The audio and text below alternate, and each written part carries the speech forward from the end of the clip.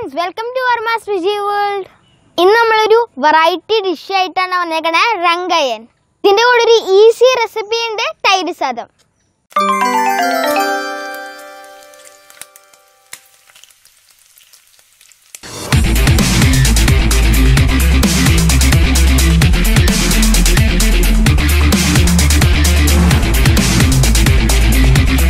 പഴമക്കാരുടെ രംഗയ്യൻ ഒരുപാട് nostalgic feelings ഉണർത്തുന്ന ഒരു ടിപ്പിക്കൽ പാലക്കാടൻ വിഭവം. പഴയവർ പലരും മറന്നുപോയതും പുതിയ തലമുറയിൽ ഉള്ള അധികമാരും ഉണ്ടാക്കാത്തതുമായ രംഗയ്യൻ. രംഗയ്യനെക്കുറിച്ച് ഒരുപാട് പഴങ്കഥകൾ പ്രചാരത്തിലുണ്ട്. വളരെ എളുപ്പത്തിൽ ചെറുപയർ ഉപയോഗിച്ച് തയ്യാറാക്കാവുന്ന ഈ വിഭവം സ്വാദിൽ മീറ്റ് പോലെ തോന്നുന്നു, അല്ലെങ്കിൽ അതിലും മുന്നിട്ട് നിൽക്കുന്നു. പാലക്കാടൻ ബ്രാഹ്മിൻസിന്റെ ഒരു റെസിപ്പിയാണ് രംഗയ്യൻ. ചായയ്ക്ക് 4 മണി പലഹാരമായും പൊതിച്ചോറിലും തൈര് സാദത്തോടൊപ്പവും നല്ലൊരു സൈഡ് ഡിഷായി രംഗയ്യൻ ഉപയോഗിച്ചു വരുന്നു. ഇന്ന് രംഗയ്യനോടൊപ്പം ഈസിയായി തയ്യാറാക്കാവുന്ന, യാത്രകളിൽ ഭക്ഷണമായി ഉപയോഗിക്കാവുന്ന പാലക്കാടൻ സ്റ്റൈൽ തൈര് ചോറിന്റെ റെസിപ്പി കൂടി ഉൾപ്പെടുത്തുന്നു. എല്ലാവരും ഒന്ന് കണ്ടു നോക്കൂ. അതിനുശേഷം ഇപ്പോൾ തന്നെ ഉണ്ടാക്കി നോക്കണം. എന്നിട്ട് നിങ്ങളുടെ വിലയേറിയ അഭിപ്രായങ്ങൾ ഞങ്ങളെ അറിയിക്കുക. പലരും മറന്നു തുടങ്ങിയതും എന്നാൽ നഷ്ടപ്പെടുത്താൻ തോന്നാത്തതുമായ ചില ഇഷ്ടങ്ങൾ. പഴമക്കാരുടെ രംഗയ്യൻ.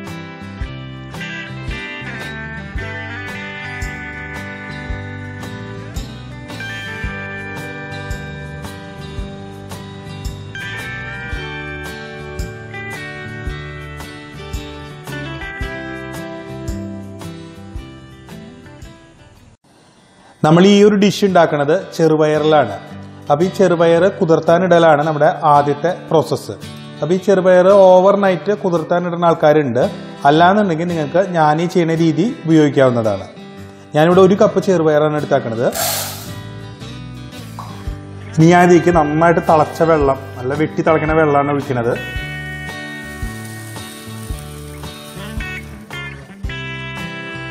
ഇനി ഈ പയർ 1 മണിക്കൂർ ഈ ചൂടുവെള്ളത്തിൽ കിടക്കട്ടെ. അതിനുശേഷം നമുക്ക് അടുത്ത പ്രോസസ്സ് ചെയ്യാം. ഇനി നമുക്ക് നമ്മുടെ അടുത്ത പ്രോസസ്സിലേക്ക് കിടക്കാം. അടുത്ത പ്രോസസ്സായിട്ട് നമ്മുടെ രംഗയ്യന് വേണ്ട ഒരു മസാല തയ്യാറാക്കാണ്. അപ്പോൾ ഈ രംഗയ്യ എന്ന് പറയുന്നത് ഞാൻ നേരത്തെ പറഞ്ഞ പോലെ നോൺ വെജ് പോലെ തോന്നുന്ന ഒരു വെജിറ്റേറിയൻ ഡിഷാണ്. അപ്പോൾ നമ്മൾ അതിന് നോൺ വെജിന് ഉപയോഗിക്കണം, നമ്മൾ മീറ്റിനൊക്കെ ഉപയോഗിക്കുന്ന പോലത്തെ ഒരു മസാലക്കൂട്ട് നമ്മൾ അരച്ചുണ്ടാക്കുകയാണ്. പക്ഷെ നമ്മൾ ഒരു കാര്യമാണ് ശ്രദ്ധിക്കേണ്ടത്, നമ്മൾ മസാല ഉണ്ടാക്കുമ്പോൾ എപ്പോഴും ഒരു മൈൽഡ് ക്വാണ്ടിറ്റിയാണ് മസാല ഉപയോഗിക്കാറുള്ളൂ. കൂടുതൽ ക്വാണ്ടിറ്റി നമ്മൾ മസാല ഉപയോഗിക്കുകയാണെങ്കിൽ നമ്മുടെ ഈ രംഗയ്യൻ്റെ ടേസ്റ്റ് അപ്പാടെ മാറും. 1 കപ്പ് ചെറുപയറിന് ഞാൻ ഈ പറഞ്ഞ അളവ് തന്നെ സ്ട്രിക്റ്റ് ആയിട്ട് എടുക്കണം. ഇതിലും അളവ് വല്ലാണ്ട് കൂടിക്കഴിഞ്ഞിട്ടുണ്ടെങ്കിൽ നിങ്ങളുടെ രംഗയ്യൻ്റെ ടേസ്റ്റ് മാറും. ഇനി ഞാൻ ഇതിലേക്ക് എടുത്താക്കുന്നത് 1 ടേബിൾ സ്പൂൺ കൊത്തമല്ലിയാണ്. അതുപോലെ ഒരു 1/2 ടീസ്പൂൺ ജീരകം, അതുപോലെ ഒരു ചെറിയ ടീസ്പൂൺ പെരിഞ്ജീരകം, ഒരു ചെറിയ കഷ്ണം പട്ട, 1 ഗ്രാമ്പു, 1 ഏലക്കായ, ഇത്രയാണ് നമ്മൾ ഉപയോഗിക്കുന്നത്.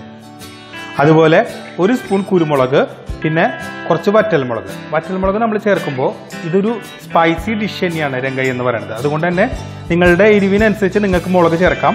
ഞാനിവിടെ ഒരു 10 വറ്റൽമുളകാണ് എടുത്താക്കുന്നത്. ഇനി നമുക്ക് ഈ മസാല ഒന്ന് വറുത്തെടുക്കാം. എണ്ണ ചേർക്കാണ്ടാണ് വറക്കണത്. ശരിക്കും പറഞ്ഞാൽ ചട്ടിയിൽ നന്നായിട്ട് ചൂടാക്കി എടുക്കുകയാണ് ചെയ്യണത്. നമ്മളിത് ഒന്നൊന്നായിട്ടൊന്നും വറക്കണമെന്നില്ല, നമുക്കിതെല്ലാം കൂടി ഒരുമിച്ച് വറക്കാം. വറക്കുമ്പോൾ നമ്മൾ ശ്രദ്ധിക്കേണ്ട കാര്യം, ആകെ നമ്മൾ ഈ മല്ലിയുടെയും മുളകിൻ്റെയും ഇതിൻ്റെ രണ്ടിൻ്റെ നിറം മാറി വരുന്ന സമയത്ത് നമുക്ക് ഫ്ലെയിം ഓഫ് ചെയ്ത് വെക്കാം. നമുക്കിനി മസാലകളൊക്കെ ഇതിലേക്ക് ഇടാം.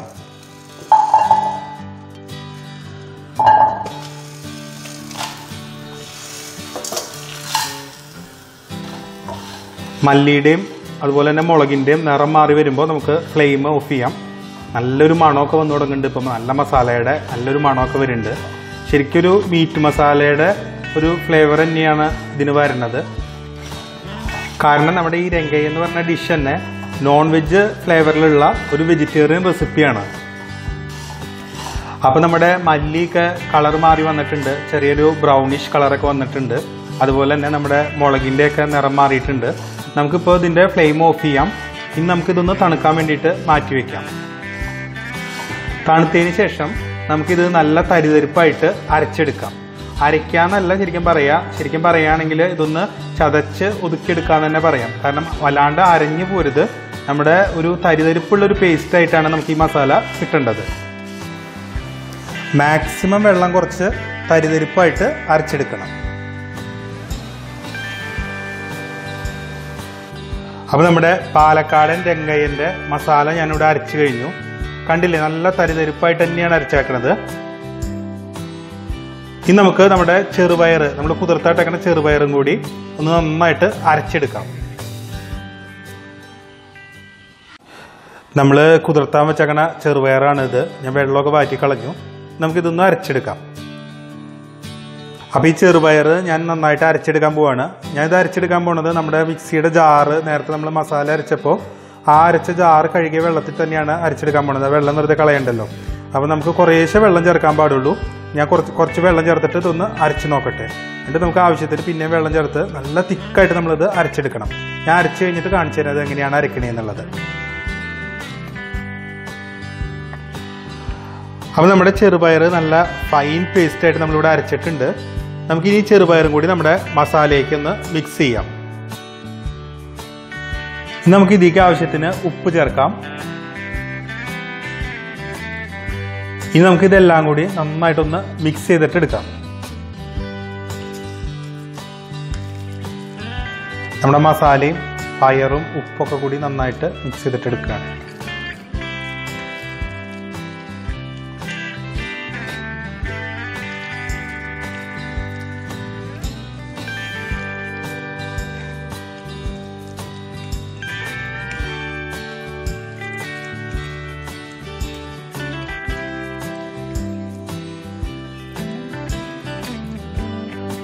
അപ്പോൾ നമ്മുടെ രംഗയ്യൻ്റെ ബാറ്റർ ഇവിടെ റെഡി ആയി കഴിഞ്ഞു. നമുക്കിതൊന്ന് സ്റ്റീം ചെയ്തിട്ട് എടുക്കണം. അതുപോലെ തന്നെ ഒരു കാര്യം കൂടി ഉണ്ട്. ബാറ്റർ റെഡിയാക്കുമ്പോൾ എല്ലാവരും ഒരു കാര്യം ശ്രദ്ധിക്കണം. ഉപ്പൊക്കെ നിങ്ങളുടെ ടേസ്റ്റിനനുസരിച്ചിട്ടാണോ എന്നുള്ളത് സ്റ്റീം ചെയ്യണേക്ക് മുമ്പ് ഒന്ന് ചെക്ക് ചെയ്യാം. കുറവുണ്ടെന്നുണ്ടെങ്കിൽ കുറച്ചും കൂടി ഉപ്പ് ചേർക്കണമെങ്കിൽ ചേർക്കാം. അതെല്ലാം മതി എന്നുണ്ടെങ്കിൽ ആ ഒരു അളവിൽ ചേർക്കാം. ഞാനിവിടെ ഒരു 1.5 ടീസ്പൂണാണ് ഉപ്പ് ചേർത്താക്കുന്നത്. ഇനി നമ്മൾ ഈ രംഗയ്യൻ്റെ മാവ് ഒന്ന് സ്റ്റീം ചെയ്തിട്ട് എടുക്കാൻ പോവാണ്. അപ്പോൾ ഞാൻ ഇങ്ങനത്തെ ഒരു പാത്രത്തിൽ ഇല വെച്ചിട്ടാണ് ഞാനിത് സ്റ്റീം ചെയ്തെടുക്കാൻ പോണത്. ഇനി നിങ്ങളുടെ കയ്യിൽ ഇലയൊന്നുമില്ല, ടൗണിലൊക്കെ താമസിക്കുന്ന ആൾക്കാരാണ്, ഇലയൊക്കെ കിട്ടാൻ ബുദ്ധിമുട്ടാണെങ്കിൽ വിഷമിക്കേണ്ട ഒരു കാര്യമില്ല. ഇഡലി പാത്രത്തിൽ ഇതുപോലെ ഒരു കിണ്ണോ അല്ലെങ്കിൽ ഏതെങ്കിലും പാത്രം വെച്ചിട്ട് അതിൽ നിങ്ങൾക്ക് വേണമെങ്കിൽ ഈ രംഗയ്യൻ സ്റ്റീം ചെയ്തിട്ട് എടുക്കാൻ പറ്റും. നമ്മളിവിടെ ട്രഡീഷണൽ രീതിയിൽ തന്നെ കാണിക്കുകയാണ്. അതിൽ ശരിക്കും ഇലയിലാണ് വെക്കുന്നത്.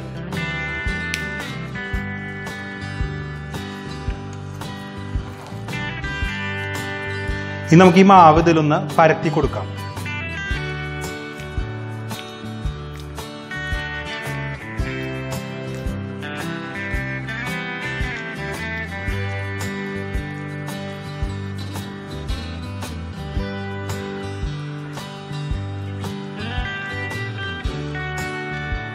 ഇനി നമുക്ക് ഈ ബാറ്റർ ഒരു 15 തൊട്ട് 20 മിനിറ്റ് വരെ ഇഡലി പാത്രത്തിലോ അല്ലെങ്കിൽ സ്റ്റീമർ ഉണ്ടെങ്കിൽ അതിലോ വെച്ചിട്ടൊന്ന് പുഴുങ്ങിയെടുക്കാം.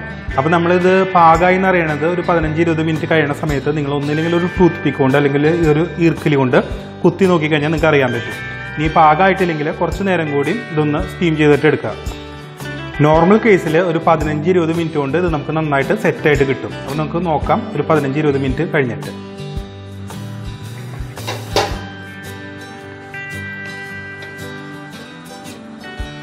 അപ്പോൾ നമുക്ക് കാണാം ഒരു 15-20 മിനിറ്റിന് ശേഷം. അപ്പോൾ നമ്മുടെ രംഗയ്യൻ ഇവിടെ നമ്മൾ സ്റ്റീം ചെയ്തിട്ട് എടുത്തിട്ടുണ്ട്. നല്ല പാകമായിട്ടുണ്ട്. ഞാൻ കുത്തിക്കൊക്കെ വെച്ചിട്ട് കുത്തി നോക്കിയായിരുന്നു ഇടയിൽ.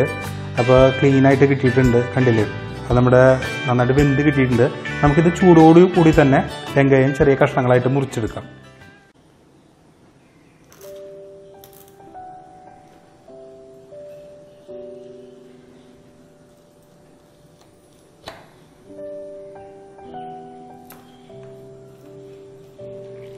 നമുക്കിപ്പോൾ ഇങ്ങനെ മുറിച്ച് വയ്ക്കാം. അതിനുശേഷം നമുക്ക് ചൂടാറിയതിന് ശേഷം പ്ലേറ്റിൽ നിന്ന് എടുക്കാം. കാരണം നമ്മളിങ്ങനെ ചൂടോടുകൂടി തന്നെ മുറിക്കണതായിരിക്കും മുറിക്കാനായിട്ട് എളുപ്പം.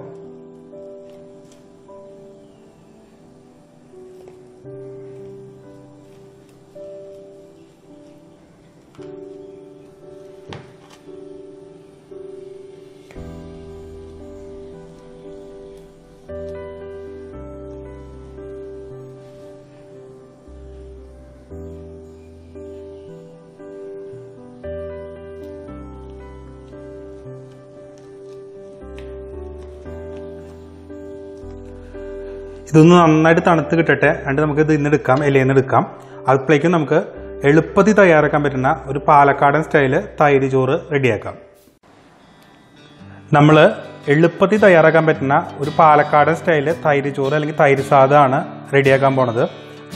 വളരെ എളുപ്പത്തിൽ തയ്യാറാക്കാൻ പറ്റുന്ന ഒരു തൈര് സാദമാണ് ഞാൻ ഇവിടെ കാണിക്കുന്നത്. നിങ്ങൾക്ക് യാത്രയ്ക്കൊക്കെ പോകുമ്പോൾ എളുപ്പത്തിൽ തയ്യാറാക്കി കൊണ്ടുപോകാൻ പറ്റുന്ന ഒരു റെസിപ്പിയാണിത്. ഞാൻ കാണിച്ചു തരാം എങ്ങനെയാണ് പാലക്കാടൻ സ്റ്റൈല് ഈസി തൈര് സാദം ഉണ്ടാക്കണേ എന്നുള്ളത്. ഞാനിവിടെ 1.5 കപ്പ് റൈസാണ് എടുത്തേക്കണേ, പച്ചരി. ഇത് നന്നായിട്ട് വേവിച്ച് വെച്ചതാണ്. ഒരു 3 ആൾക്കൊക്കെ സെർവ് ചെയ്യാനായിട്ട് ഏകദേശം ഇത് മതിയായിരിക്കും. ഞാനിത് നന്നായിട്ടൊന്ന് കുത്തി ഉടയ്ക്കാൻ പോവുകയാണ്. നന്നായിട്ട് വേവിച്ച് വെച്ച അരി തന്നെയാണിത്. എന്നാലും നമുക്ക് തൈര് സാദം ആകുമ്പോൾ അത് നന്നായിട്ട് ഉടഞ്ഞിരിക്കണം അരി. അത് കാരണം ഞാൻ ഒന്നും കൂടി ഇത് ഒന്ന് കുത്തി ഉടയ്ക്കുകയാണ്. അപ്പോൾ നമ്മുടെ ചോറൊക്കെ ഞാൻ നന്നായിട്ട് കുത്തി ഉടച്ചു കഴിഞ്ഞു. ഞാൻ ഇതിലേക്ക് ആവശ്യത്തിന് ഉപ്പ് ചേർക്കാണ്. ഞാനിവിടെ 1.5 ടീസ്പൂൺ ഉപ്പാണ് ചേർക്കുന്നത്. നിങ്ങൾ ഉപ്പ് നിങ്ങളുടെ ടേസ്റ്റിനനുസരിച്ച് ചേർക്കുക.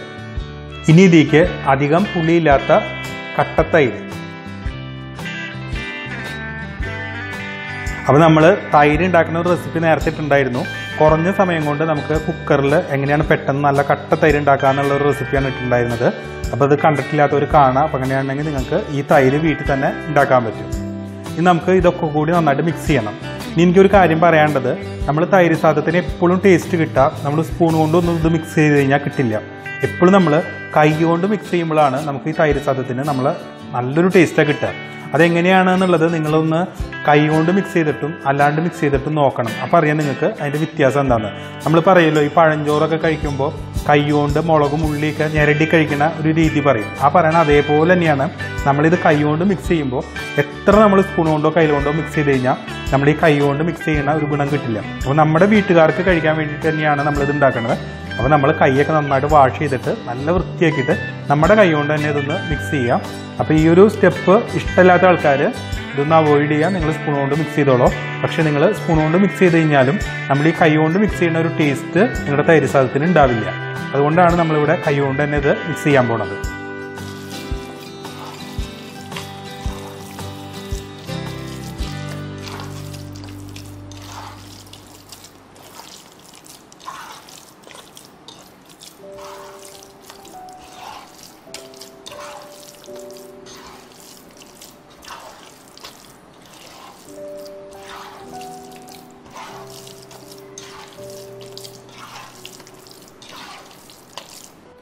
ഇനി നമുക്ക് ഈ തൈര് സാദത്തേക്ക് ഒരു വറവ് റെഡിയാക്കാം. നമ്മൾ നല്ല വെളിച്ചെണ്ണ ചൂടാക്കാനായിട്ട് വെച്ചിട്ടുണ്ട്. ഇപ്പം നിങ്ങൾക്ക് തോന്നും കുറച്ച് വെളിച്ചെണ്ണ അധികമാണല്ലോ എന്നുള്ളത്. അപ്പോൾ നിങ്ങളൊരു തവണ ഇതുപോലെ ഉണ്ടാക്കി നോക്കണം. അപ്പോൾ നിങ്ങൾക്കറിയാം എന്താണ് ടേസ്റ്റ് വ്യത്യാസം എന്നുള്ളത്. നമ്മൾ ഈ തൈര് സാദത്തിൽ വേറെ പച്ചക്കറികളോ ഒന്നും നമ്മൾ ചേർക്കണില്ല. അപ്പോൾ നമ്മൾ സാധാരണ ഉണ്ടാക്കുമ്പോൾ ക്യാരറ്റ്, പച്ചമുളക്, ഇഞ്ചി എല്ലാം ചേർക്കാറുണ്ട്. നമ്മളിവിടെ അതൊന്നും ചേർക്കണില്ല. അപ്പോൾ അതിന് പകരമായിട്ടാണ് കുറച്ച് വെളിച്ചെണ്ണ കൂടുതൽ ഉപയോഗിച്ചിട്ടുണ്ട്. വളരെ ഈസിയിൽ ഉണ്ടാക്കാൻ പറ്റുന്ന രീതിയിലാണ്. വെളിച്ചെണ്ണ ഇത്രയും വേണ്ടാന്നുണ്ടെങ്കിൽ നിങ്ങൾക്ക് അവോയ്ഡ് ചെയ്യാം. പക്ഷേ ടേസ്റ്റ് ഇങ്ങനെ ഉണ്ടാക്കുന്നതാണ്. നമുക്ക് ഇതിലേക്ക് കുറച്ച് കടുക് ഇടാം.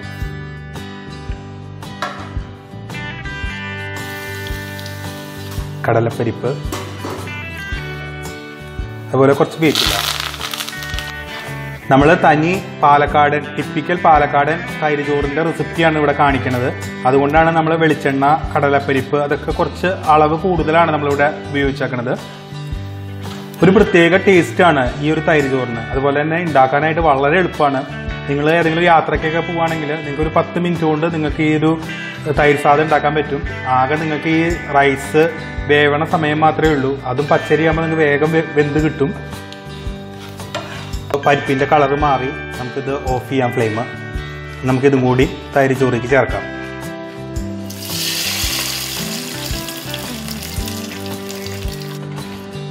നന്നായിട്ട് മിക്സ് ചെയ്യാം.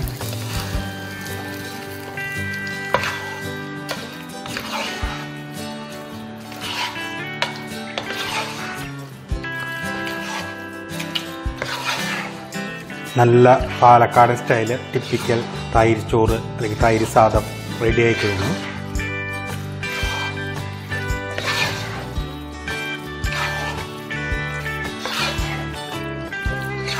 രംഗയ്യന് നല്ല ഒരു കോമ്പിനേഷനാണ് ഈ തൈര് ചോറ്. പാലക്കാട് ബ്രാഹ്മിൺ സ്റ്റൈല് തൈര് സാദാണിത്.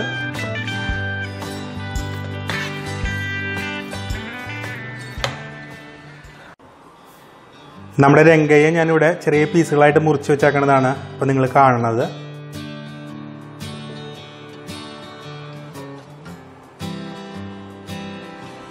ഇനി നമുക്കിത് ഒന്ന് ഫ്രൈ ചെയ്തിട്ട് എടുക്കണം. നമുക്ക് കണ്ടു നോക്കാം ഇത് എങ്ങനെയാണ് ഫ്രൈ ചെയ്യണേന്നുള്ളത്. ഇനി നമ്മൾ നെയ്യിലാണ് ഈ രംഗയ്യൻ ഫ്രൈ ചെയ്തിട്ട് എടുക്കുന്നത്. അപ്പോൾ നിങ്ങളുടെ ആവശ്യത്തിന് നെയ്യ് ഒഴിച്ചോളൂ. ഞാനിവിടെ 2 ടീസ്പൂൺ നെയ്യാണ് എടുത്തേക്കണത്. നിങ്ങൾ നിങ്ങളുടെ ടേസ്റ്റിനനുസരിച്ചിട്ട് നെയ്യ് കൂട്ടിക്കോളൂ. കുറച്ച് കടുക് ഇടാണ്, മുളക് ചേർത്തു. നമ്മൾ ചെറുതായിട്ട് അരിഞ്ഞു വെച്ചേക്കുന്ന ഉള്ളിയാണ്, ചെറിയ ഉള്ളിയാണ്.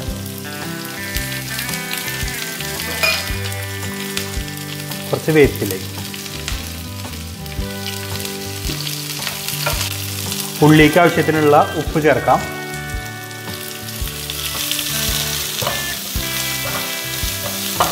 ചെറുതായിട്ടൊന്ന് മുരിഞ്ഞ് കിട്ടട്ടെ.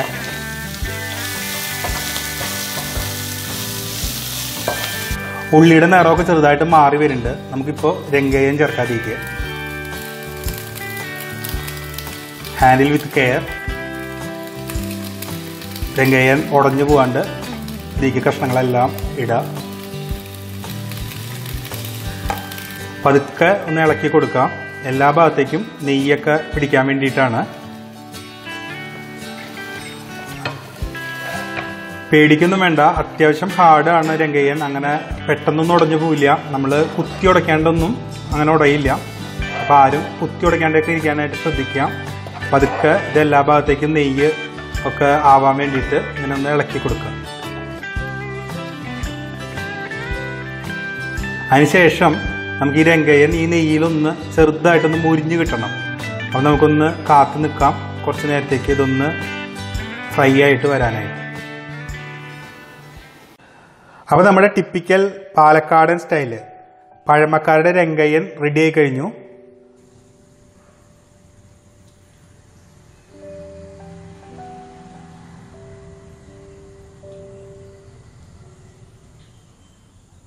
പലരും മറന്നു തുടങ്ങിയതും എന്നാൽ നഷ്ടപ്പെടുത്താൻ തോന്നാത്തതുമായ ചില ഇഷ്ടങ്ങൾ.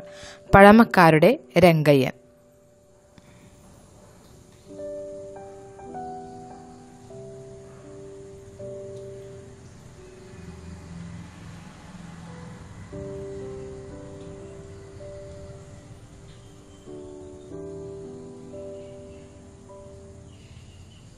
വീണ്ടും കാണും ഒരു പുതിയ റെസിപ്പിയായി. അതുവരെ ബൈ.